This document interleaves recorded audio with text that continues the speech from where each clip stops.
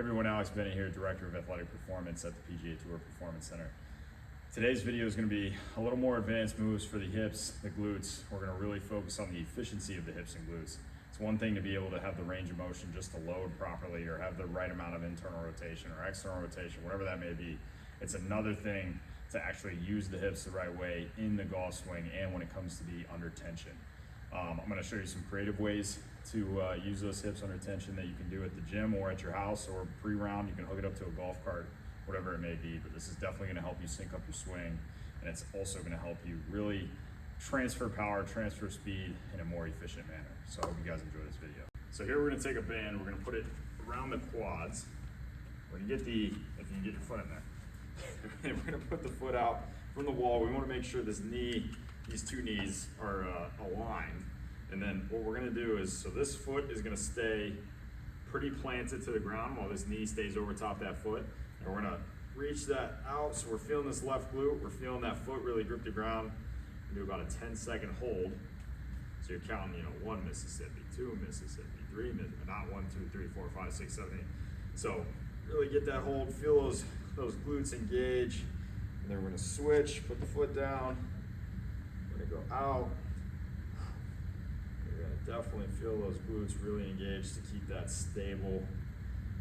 You're getting a lot of engagement, especially if you struggle with back problems. I can't tell you how important it is to really work these glute mediuses and really understand how to fire them. That's one of the most important things.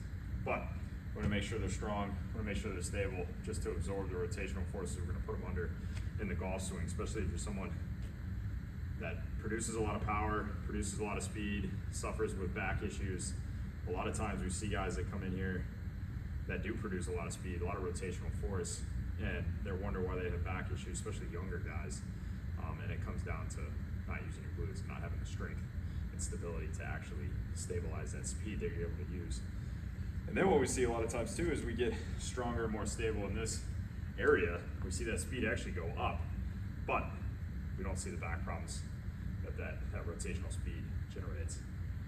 So definitely important to do this. I like to do about 4 rounds of this. You can take a little longer break for video's sake. I'm just going 2 straight rounds. We're just trying don't lean, stay pretty square. Obviously, you have to shift a little more weight over the leg that's planted. 4 rounds, 10 seconds, going back and forth. You can put this in your golf bag. You can put your foot on the golf cart, put it at the wall at the clubhouse. No excuse not to do this before you run. So this next move is a little tougher to do at the golf course or on the range, obviously. It's possible, I've seen people do it. A lot of times what we'll do is we'll just have 2 bands, 2 loop bands that I'm gonna actually put in the corner here, that you can also hook up if you don't have. This is called a What's That strap. It's a great tool. I highly suggest you invest in one if you're serious about getting better. There's a lot of things we can do, a lot of optionality that we can actually do with this. But to start, so we're gonna go right arm in, just like we're getting in a jacket. We're gonna spin all the way back around. And this move does not take much weight. Okay, I think I have 30 pounds on here. It does not take much weight. We're gonna just barely be tapping the tip toes back here behind us. We're not planted like this. So we're really, all this weight's on this front leg. Now, I would say 97% of this weight is on this front leg. So when we let this pull our shoulders in, you can see my knee is actually coming in. And then as we rotate out, my knee is gonna go out, my foot is staying flat. So we're gonna get a lot of internal rotation here into this hip. Let that hip really brace that load. So I love it too because of the tension's actually pulling me into rotation while my hip's having to brace it. And then what we're gonna do is we're gonna rotate out of my hip. I really have to use this glute. The glute will definitely be on fire as you do this. I like 3 sets, 10 reps here.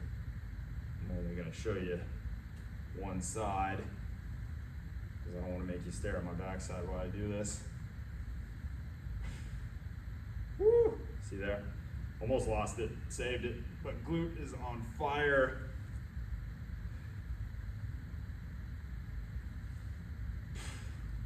I'm definitely making sure that big toe feels like it's gripping the ground. I've said it in 1,000 of my videos, and I'm gonna link some of my other glute and hip videos down below in the description, but that big toe is so important when it comes to actually using your glute and stabilizing your hips. So pay attention to what that big toe's doing. Try to feel like it's gripping the ground, feel like it's pressing into the ground. It's so important when it comes to these things. It's gonna make your hips work a lot better. Again, we're back in that what's that strap.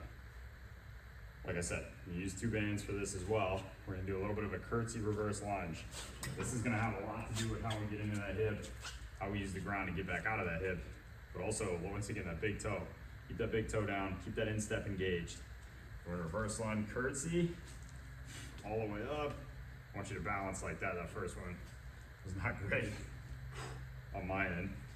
That was better. Almost lost that one. Lost that one. I'm just gonna keep going.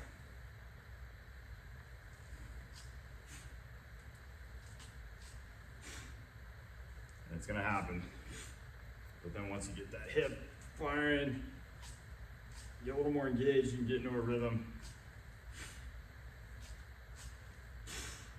But like I said, keep that big toe down. It's gonna make it a lot easier when you do, and once you learn how to use that big toe, you'll be amazed at how well the hips start to work. Like I said, it's a little more advanced stuff. If you struggled with the first few, maybe get a little bit better at those before you give this one a try. Or you could always just add a step in instead of a hop. But I like 2 bands a little bit better than the what's that strap, or the what's that strap attached to a band is awesome too. So we're gonna go right shoulder in, just like so. First you're gonna come back, you're gonna go single leg here, and you're gonna hop, okay? Then we're gonna come back, we're gonna balance, hop. Good. You get a little more comfortable, you can feel like you go a little further out. But I really want you loading and driving off that right side. And like I said, if that's a little too tough, give it a little step. But I like just like that.